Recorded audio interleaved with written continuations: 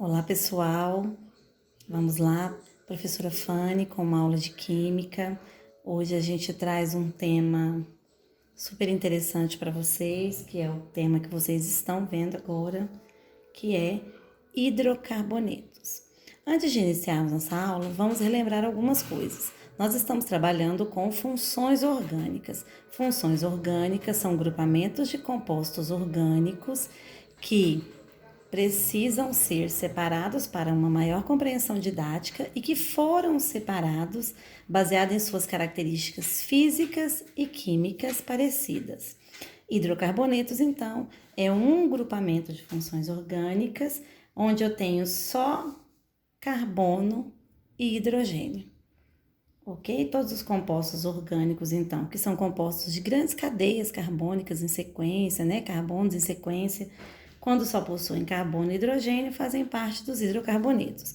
Outra característica importante dos hidrocarbonetos é que eles são compostos apolares. Nós sabemos que os compostos orgânicos podem apresentar características físicas e químicas distintas. Os hidrocarbonetos são apolares, portanto, não conduzem corrente elétrica, até devido a essa apolaridade. Não tem polos livres, não tem elétrons livres que fazem com que flua essa corrente elétrica. São insolúveis em água. A água, todos nós sabemos que é um composto polar, e os hidrocarbonetos sendo apolares, polar e apolar não se dissolve, tá bom? Semelhante dissolve semelhante. Os hidrocarbonetos também vão ter uma classificação em relação ao número de carbonos. A quantidade de carbonos dessas cadeias fará com que seja definido o estado de agregação das moléculas. Até 5 carbonos, o composto será gasoso. Nós temos o metano como exemplo, que é o menor hidrocarboneto possível. Ele tem só um carboninho e 4 hidrogênios.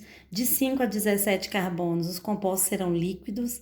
Tá? Nós temos o octano como exemplo, que é um composto de 8 carbonos e ligações simples entre esses carbonos, que é líquido, é um dos componentes da gasolina, derivado de petróleo, e que dá pra gente aquele nível de octanagem da gasolina, né? Do rendimento. Acima de 17 carbonos, nós temos compostos sólidos, ok? Agora, a gente vai relembrar como eu faço as fórmulas, como que esses compostos orgânicos, no caso agora aqui os nossos hidrocarbonetos, podem ser representados. Tomamos como exemplo o composto metano. O composto metano é um composto que tem fórmula molecular CH4. Por que CH4? Porque em seu composto, cada molécula possui um átomo de carbono, o número 1 pode ser omitido, e 4 átomos de hidrogênio, ok? Então, essa é a fórmula molecular, é a fórmula que mostra a quantidade de cada participante. Lembra que as fórmulas moleculares de compostos orgânicos obedecem uma regra: carbono primeiro, hidrogênio depois, posteriormente nitrogênio, oxigênio, que são os mais usados, tá bom? Se tiver fósforo e enxofre, eles vêm em seguir, em sequência. A fórmula estrutural do gás metano, né, desse hidrocarboneto metano, é a fórmula que vai mostrar para mim o carbono com as suas ligações entre os hidrogênios. Tá bom? Como nós temos 5 participantes nessa molécula, eu uso uma geometria tetraédrica, tá bom? Então, essa é a fórmula estrutural do gás metano. Eu tenho ainda uma fórmula que a gente conhece por estereoquímica. A fórmula estereoquímica preocupa, além da geometria, com as aparições no plano, porque nós sabemos que esses compostos não são planos, esses compostos são tridimensionais. Então, quando eu desenho a fórmula estereoquímica, eu me preocupo com isso, tá bom?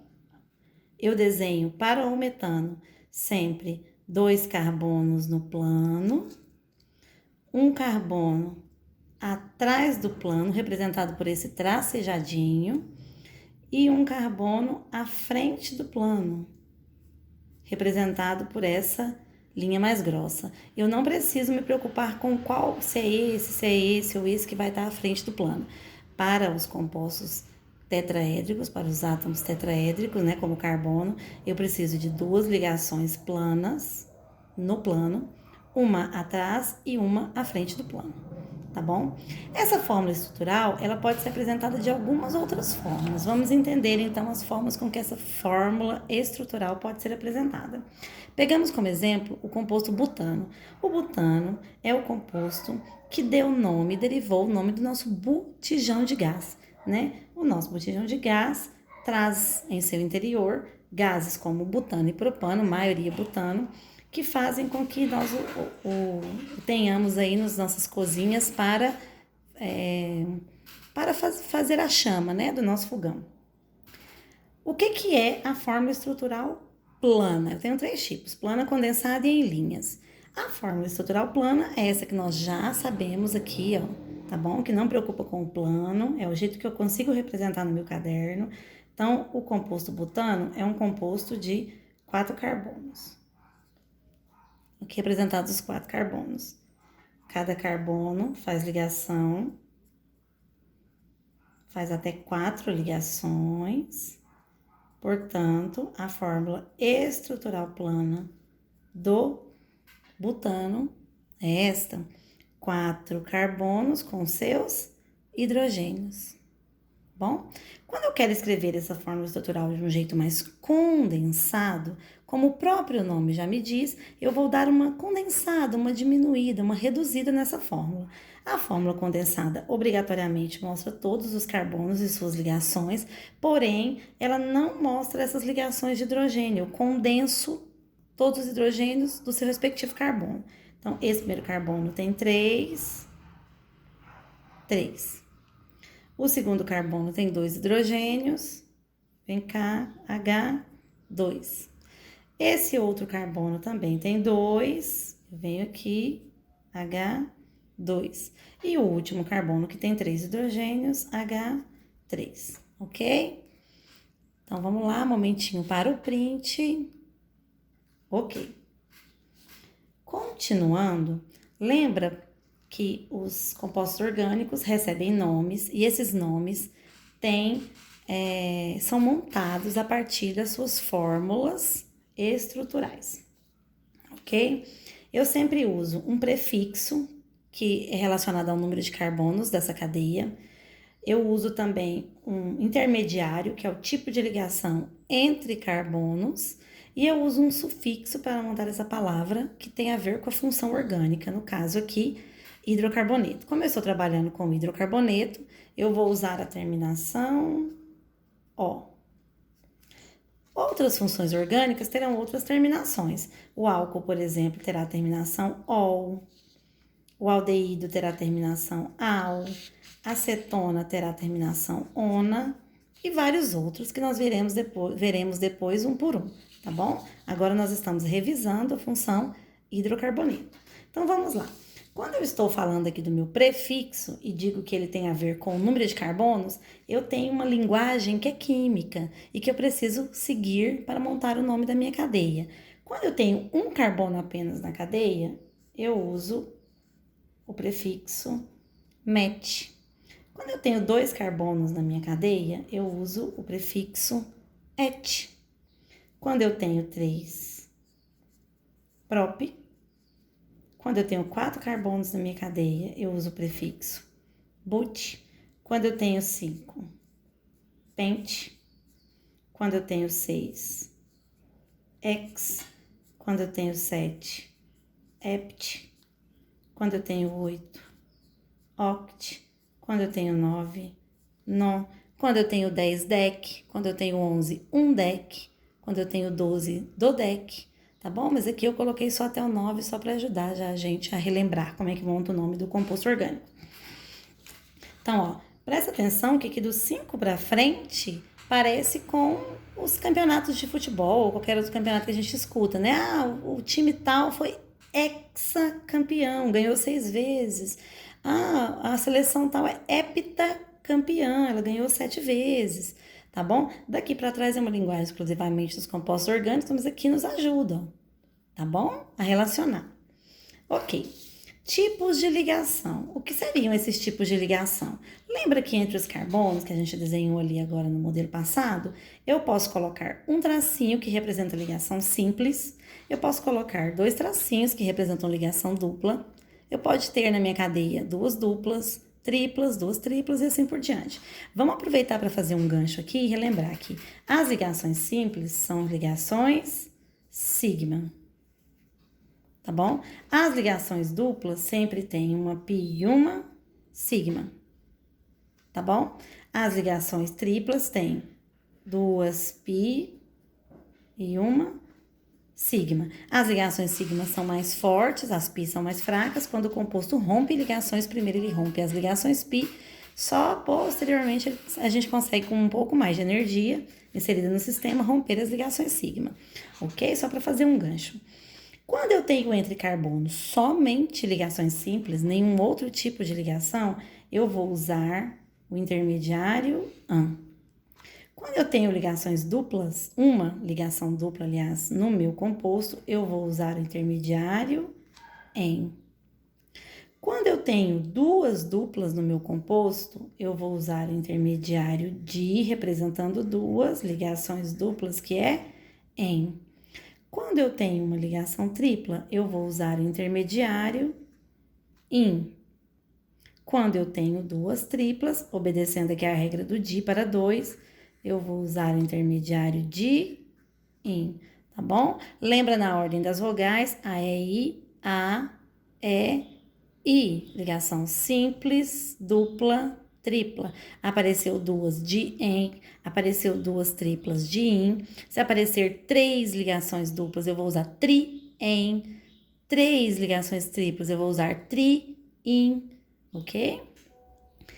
Montado então, contado, número de carbonos, tipo de ligação entre esses carbonos, eu pego a terminação de cada função orgânica, no caso aqui primeiro estamos vendo hidrocarboneto, e emendo a palavra. Então agora fica fácil entender de onde veio o nome. Metano, por exemplo, que é o nome do composto que usamos de modelo para determinarmos fórmulas, né, na folha passada.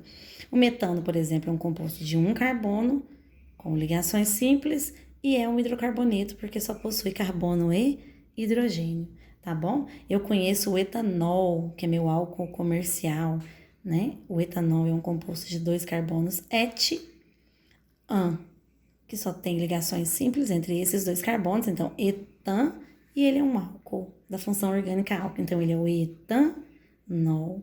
Tá bom? Então, assim nós vamos montar nomes dos compostos que nós já conhecemos. Então, vamos usar esses exemplinhos aqui do lado. Vamos lá. Aqui eu tenho uma fórmula estrutural plana, num composto de 3 carbonos ligados a alguns hidrogênios. Cada carbono com a sua quantidade para completar a sua valência. Vamos lá, então. Se eu tenho 3 carbonos, eu tenho a nomenclatura prop. Então, eu venho aqui para montar o nome prop. Entre esses carbonos, eu só tenho ligações simples, olha lá, nenhuma variação de insaturação. Então, eu uso o conectivo AN, propan. E eu só tenho carbonos e hidrogênios nesse composto. Então, eu tenho uma função hidrocarboneto. Esse composto é, portanto, o propano. Tudo bem? Próximo exemplo, eu tenho um composto de, agora eu com uma fórmula estrutural condensada. 1, 2, 3, 4, 5 carbonos. 5 carbonos, eu uso a nomenclatura pente. Quando eu tenho só ligações simples entre esses carbonos, eu uso a nomenclatura AN. E se ele é um hidrocarboneto, eu uso a terminação O. Então, esse é o meu pentano, ok? E aqui eu tenho uma fórmula estrutural em linhas ou em traços, como alguns autores chamam. Eu tenho, lembra, cada ligaçãozinha, cada linha dessa representa para mim uma ligação entre carbonos. Cada pontinho desse representa para mim um carbono. Cada quebrinha, cada dobra, cada esquina é um carbono. Então, aqui eu tenho um carbono, 2 carbonos, 3, 4, 5, 6, 7, 8 aqui com da pontinha. Então, eu tenho 8, vamos lembrar como é que é a nomenclatura? Oct. Ligações simples, olha, não tem nenhuma. Para ter uma dupla, teria que ser assim, ó. aí teria uma dupla. Então, só tinha simples octano. É um hidrocarboneto, porque só tem carbonos e hidrogênios. Quando aparece também um outro elemento nessa fórmula em traço diferente, carbono e hidrogênio, ele é mostrado, tá? Ele não é omitido. Aqui só omitem carbonos e hidrogênios. Se tivesse um oxigênio, ele apareceria. Se tivesse um nitrogênio, ele apareceria, tá bom? Vamos aproveitar aqui o gancho dessa ligação dupla e vamos mostrar como que ficaria esse nome, então. Esse aqui é o para só ligações simples. E esse seria, continua a mesma quantidade de carbonos, oct, porém agora eu tenho uma dupla. Quando eu tenho uma dupla, eu preciso mostrar no nome aonde essa dupla está inserida, essa insaturação aparece. Repare que se eu contar dessa ponta para aquela, 1, 2, 3, a insaturação fica entre o 2 e o 3. Se eu contar dessa ponta para lá, fica no 1, 2, 3, 4, 5, 6, 7, fica entre o 6 e o 7. Eu pego sempre, então, a menor numeração, então eu vou começar daqui. Esse é o carbono 1, esse é o carbono 2, esse é o carbono 3. A insaturação está entre o 2 e o 3, ela pertence sempre ao carbono menor, tá bom? Então, eu separo letras de números com hífen. Vou escrever de novo. O que eu vou escrever agora? Aonde está essa dupla? O que tem hidrocarboneto, ó. Oct-2-eno. Essa é a nomenclatura oficial da IUPAC. Vocês ainda vão ver em alguns livros o exercício, esse 2 aqui na frente, 2-octeno. Separado por hífen, tá? Número de letra. Porém, a nomenclatura oficial da IUPAC diz que a insaturação tem que trazer um número anterior a ela. Então, oct, 8 carbonos. No 2, tem um en, ou seja, tem uma ligação dupla, hidrocarboneto, terminado em ó. Ok? Revisãozinha de nomenclatura, tempinho para o print. Ótimo. Continuando. Agora, gente, a gente vai preocupar com os compostos ramificados. Esses compostos que nós vimos só têm carbonos primários e secundários. Eles não têm ramificações. A gente chama essas cadeias aqui de cadeias normais, né? Agora nós vamos ver cadeias ramificadas, ou seja, onde existem compostos ramificados. O que são compostos ramificados? Compostos ramificados são compostos de carbono que tem pelo menos um carbono terciário ou quaternário. Lembra da classificação de carbonos? Se não lembra, dá uma olhadinha. Carbono primário é o carbono que só tem um carbono ligado a ele no máximo. Carbono secundário é quando tem 2 carbonos ligados àquele carbono. Carbono terciário é um carbono que tem 3 carbonos ligados a ele. E o quaternário, que é o máximo que dá, né? Que o carbono só faz 4 ligações no máximo, tem 4 carbonos ligados nesse carbono diretamente. Então, compostos ramificados são compostos que apresentam pelo menos um carbono terciário ou quaternário. Para eu dar nome para esses compostos ramificados, vamos lembrar? A primeira coisa que eu faço é determinar a cadeia principal. Em segundo lugar, eu reconheço a ramificação e dou nome a ela. Em terceiro lugar, eu numero a minha cadeia principal, né? Lembrando daquelas preferências. Indico a posição dos grupos substituintes, em que número está aquele radical, por exemplo. Numero essa cadeia principal, nomeio ela posteriormente, vejo quantos carbonos ela tem, tá bom? Quais são aquelas preferências que eu citei? As preferências são: se a cadeia tiver um grupo funcional característico, um oxigênio, um nitrogênio, eu começo a numerar de onde ele estiver mais próximo, da pontinha mais próxima. Se não, a próxima preferência é a insaturação. Se tiver uma dupla ou tripla, de onde ela estiver mais próxima, é de onde eu vou começar a numerar minha cadeia. Se não, a ramificação, né? O grupo substituinte manda para mim onde é que eu começo. É mais próximo desse lado, é mais próximo desse lado. Vamos tomar como exemplo esse composto. Esse composto é um composto que apresenta para mim só carbonos hidrogênios. Então, eu já sei que esse composto aqui vai ter terminação O de hidrocarboneto. Esse composto tem carbonos, olha aqui esse carbono terciário, tem 1, 2, 3 carbonos ligados diretamente a ele. Então, ele é um carbono terciário. apareceu um carbono terciário que seja, a cadeia já é ramificada. Significa que ela vai ter uma cadeia principal e ramos grudados nela. A cadeia principal é a maior sequência de carbonos ininterrupta, ou seja, que não tem nenhum oxigênio no meio, nitrogênio no meio dessa sequência. A cadeia principal é a cadeia que tem mais carbonos em sequência. Ok? É importante saber que a insaturação, a dupla ou a tripla, faz parte da cadeia principal sempre que a gente vai dar nome, tá bom? Então, beleza. Vou contar então para saber qual é a maior sequência de carbonos. Como essa dupla tem que fazer parte da cadeia principal, eu vou começar a contar sempre de um carbono que pegue a dupla. Então, eu não posso começar a contar daqui e virar para cá, porque senão a insaturação fica fora. Então, eu vou começar desse obrigatoriamente. Então, ó, 1, 2, 3, 4, 5, 6 carbonos, se essa for a minha cadeia principal.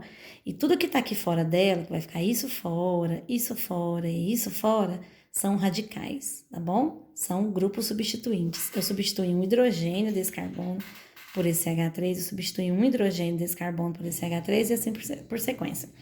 Porém, se eu contar 1, 2, 3, 4, 5, 6, 7, eu tenho uma sequência maior do que essa sequência linear. Nem sempre a cadeia principal é essa linear, essa reta, tá, gente? Cuidado com isso. Então, ó, 1, 2, 3, 4, 5, 6, beleza? 1, 2, 3, 4, 5, 6, 7, opa! Demarco a minha cadeia principal, que é a maior sequência de carbonos que eu tiver nessa cadeia. Eu gosto sempre de falar para os meus alunos, olha, destaque os seus radicais, faça uma bolinha, um balãozinho para você perceber tudo que está grudado fora dessa cadeia é um radical, tá bom? Então, repare, eu tenho um radical, 2 radicais, 3 radicais nessa cadeia. Esse radical aqui é um radical de um carbono só. Coisa importante, lembra da nomenclatura dos carbonos por quantidade? Um carbono MET, 2 carbonos ET, 3 carbonos prop, beleza. Os radicais também seguem essa contagem, essa nomenclatura. Porém, a terminação do radical é IU. Então, quando eu tenho uma ramificação, eu tenho terminação IU. Ou ILA, como alguns autores gostam, tá bom? Então, se eu tenho um radical de um carbono, eu tenho um metil ou uma metila. Quando eu tenho radical et com 2 carbonos, eu tenho um radical etil ou etila, mas a maioria vai aparecer assim mesmo, tá? Um radical de 4 carbonos, butil, tá bom? Então vamos lá, vamos identificar esses nossos radicais aqui. Esse radical aqui é um radical de um carbono apenas. Então, esse é um, esse é outro, esse é outro. Não, junto os 3, não. Cada um é um radical separado. Olha, cada um tem sua inserção na cadeia. Esse radical aqui é o radical MET, porque só tem um carbono, e o metil. Esse também é um radical de um carbono só, e esse também. Então, eu tenho 3 radicais metil. Ótimo. Onde eles estão? Eu preciso dar o endereço deles nessa minha cadeia, tá bom? Lembra das ordens de preferência? Grupo funcional. Não tem nada de oxigênio e hidrogênio que me norteie.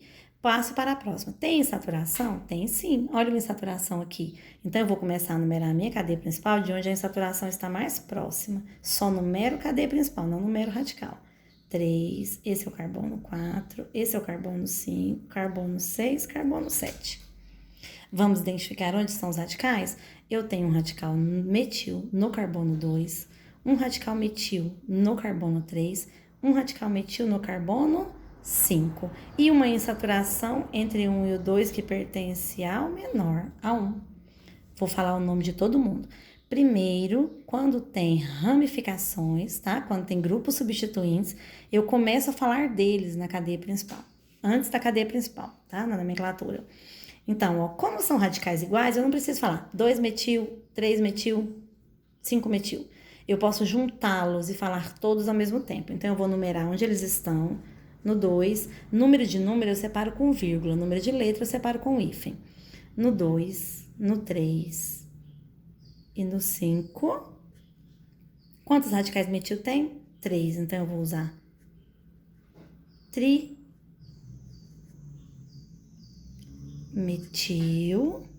2, 3, 5, trimetil. No 2, no 3 e no 5 tem radicais metil, né? São 3. Ok. Cadeia principal agora. Quantos carbonos temos? 7. 7 é ept. Caso apareça junto, que pode ser, tá? É aceito pelo IUPAC qualquer um dos dois, o H some. E aí vai aparecer aqui, então, trimetilept. Vai ficar lept, né? Porque vai emendar. Qualquer um dos dois tá certo. Mas aí eu não uso o H para emendar. Ept. Lembra como tem uma insaturação? Eu preciso quebrar esse nome, indicar onde esse em, essa ligação dupla aparece. E aí, hidrocarboneto, terminei. Ó, o nome desse meu composto é um nome gigantão. 2, 3, 5, trimetil, hept, 1, eno.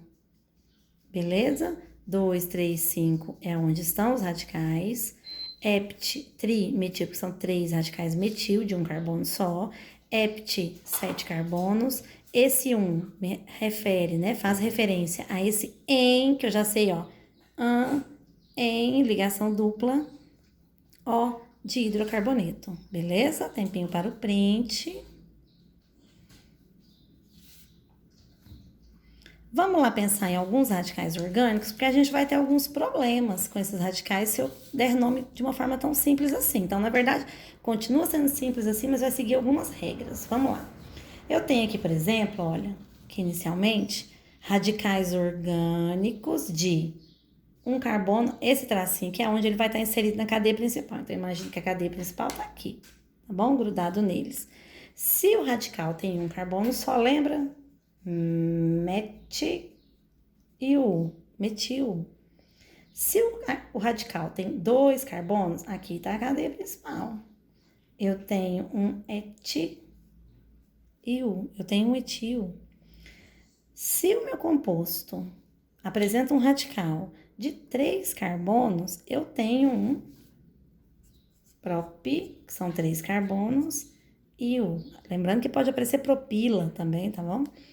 Um propil. Porém, repare que eu posso ter uma cadeia principal grudada aqui, nesse carbono, da pontinha, e o radical pendurado em sequência, 1, 2, 3 carbonos. Ou eu posso ter uma cadeia principal aqui, onde esse radical de 3 carbonos tá grudado pelo carbono do meio, como se tivesse grudado por aqui, ó. Pelo carbono do meio. E aí, como é que eu vou fazer para separar? Quando é que eu vou saber que é este propil ou deste propil que eu estou falando? Aí entra uma classificação secundária, uma nomenclatura secundária que eu preciso usar, é obrigatória, para que eu saiba se eu estou falando deste ou deste, do que é grudado pela ponta ou do que é grudado pelo meio. Esse propil ou aparece só propil ou aparece N-propil, não é obrigatório, mas pode aparecer N-propil, você sabe que é o normal, o propilzão normal. E esse propil aqui aparece com uma nomenclatura inicial aqui, ó, que é o prefixo iso, tá bom? Partido ao meio, iso, igual, tá bom? Isopropil, pelo carbono do meio, cuidado por aqui, ó, tá bom? Ótimo, então esse é o N-propil ou só propil e esse é o isopropil. Vai acontecer a mesma coisa com os radicais, né? As ramificações. Lembra, ó, é radical quando está grudado fora da cadeia e eu chamo de ramificação, ou grupo substituinte, quando já está grudado na cadeia. Então, aqui por enquanto é radical. Não grudei em cadeia, só estou mostrando como é que é, tá bom? Vai aparecer aqui, ó, compostos que apresentam radicais, né? Com 4 carbonos. Com 4 carbonos, eu sei que é o but e é o butil. Lembra que pode aparecer um Nzinho aqui no normalzão. Cadeia principal tá aqui, ó, grandona, gigante, né? E um butil lá. Pode aparecer também esse butil que é grudado pelo segundo carbono. Ao invés de estar grudado aqui pela ponta, ou por esta ponta, tá grudado por um segundo carbono. Tem um carbono para cá e 2 para lá. Pode aparecer esse aqui, tá vendo aqui, ó, a cadeia principal vai estar aqui, 4 carbonos, só que é grudado por um carbono que está grudado em outros 3 carbonos. Isso aqui tudo é um radical só. A cadeia principal vai estar aqui, tá bom? Aqui é a mesma coisa, olha. Pode aparecer 4 carbonos deste outro jeito. Como que eu faço para separar todos eles? Eu uso a seguinte técnica. Esse é o N-butil, Por convenção, esse carbono aqui vai ser classificado de acordo com o tipo de ligação, com o tipo de classificação desse carbono. Esse carbono aqui, ó, é um carbono secundário. Olha, ele tem 2 carbonos grudados nele. Se ele é um carbono secundário, ele é um carbono. Esse radical, então, vai receber o nome de sec-butil. Existe tanto ele assim quanto grudadinho sem esse hífen, tá? Mas vamos usar assim que é o que a IUPAC determina. A IUPAC é a União Internacional de Química Pura e Aplicada, que é o órgão que regulamenta essas nomenclaturas, as regras de escrita, desenho, tá bom? Representação dos compostos químicos. Existe também esse outro aqui, que é, olha, repara comigo, que tipo de carbono é esse aqui, onde está grudada a cadeia principal? Esse carbono aqui, ó, é um carbono que tem 2, 3 grudados nele. Então, ele é um carbono terciário, eu vou usar a nomenclatura terc-butil. Terc de terciário, sec de secundário, tá vendo que não é difícil? Esse é o normalzão, sec-butil, terc-butil, e eu ainda tenho esse. Esse aqui é um carbono, que então eu vou usar esse aqui é um radical, que eu vou usar então a nomenclatura iso. Esse é o isobutil, tá bom? Então, sec-butil, terc-butil, isobutil. 4 tipos de radicais com but, com 4 carbonos. Importante, não vamos trabalhar no ensino médio com radicais acima de 5 carbonos. Óbvio, eles existem. Existem compostos enormes, né? Mas, pra gente, nos nossos livros, que o Enem cobra, que os vestibulares cobram, é até 4 carbonos. Existe também esses outros radicais diferentinhos, mas que aparecem muito, tá bom pra gente? Tá aqui a cadeia principal, né? Geralmente é assim, né? Penduradinha assim. E existe um radical com uma insaturação, assim, de 2 carbonos. É derivado do eteno, tá bom? Aí substitui aqui um hidrogênio desse carbono aqui e eu tenho um radical chamado de vinil. Esse é o vinil. Ah, professor, você diz que a insaturação obrigatoriamente faz parte da cadeia principal. E faz. Toda vez que você precisar dar nome, fará. Porém, quando for só para classificar radicais, o exercício obrigatoriamente te indica que isso aqui é um radical. Ele vem com um quadradinho em volta assim, sabe? Ah, esses são os radicais. Qual que é o nome do radical do carbono 3? Tá bom? Obrigatoriamente ele te indica se é um radical ou se faz parte da cadeia principal. Realmente não tem como